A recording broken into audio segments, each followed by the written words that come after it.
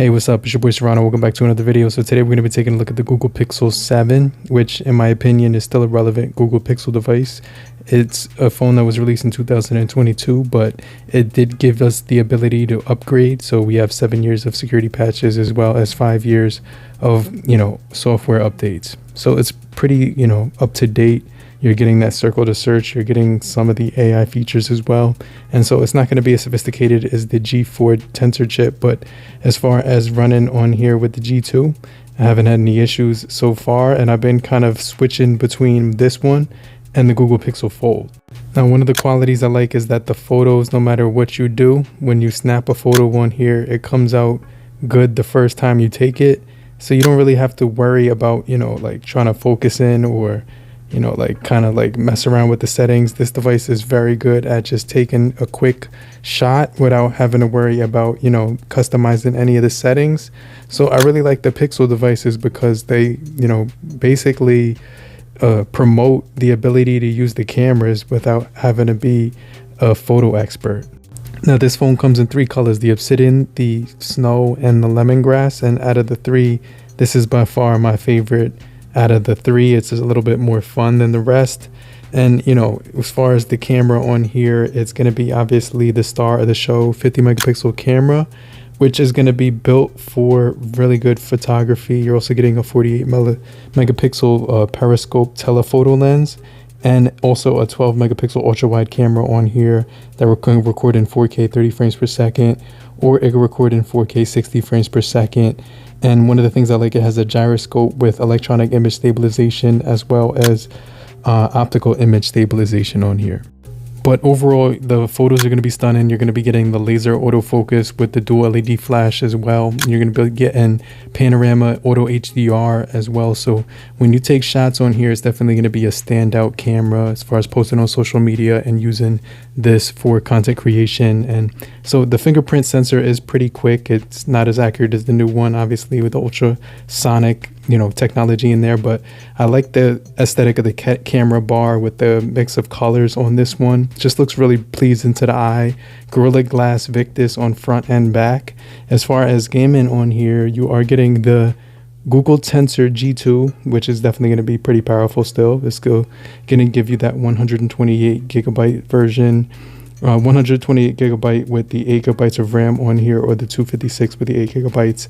They also do have a 12 gigabyte version, but I do have the base model on here and it does perform very well. And it does have dual speakers. One of the things I wish it had was Dolby Audio, but let me know what you guys think.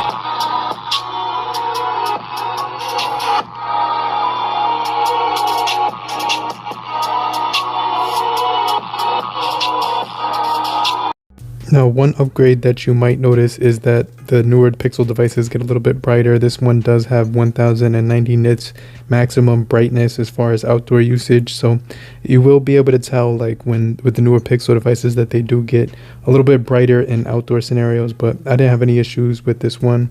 I definitely like the haptics when typing on the keyboard. Buttons were definitely really clicky.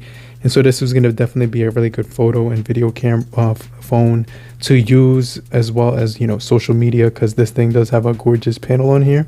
So the panel is going to be a AMOLED with 120 hertz refresh rate. It's going to give you some punchy colors and detail as well. So I definitely like using this thing when it comes to gaming and looking at the display. It also does give you that always on display, which I really like, when you can get your notifications while the screen is locked and still be able to see everything, like the time, date, and day. So I definitely think that's going to be another solid.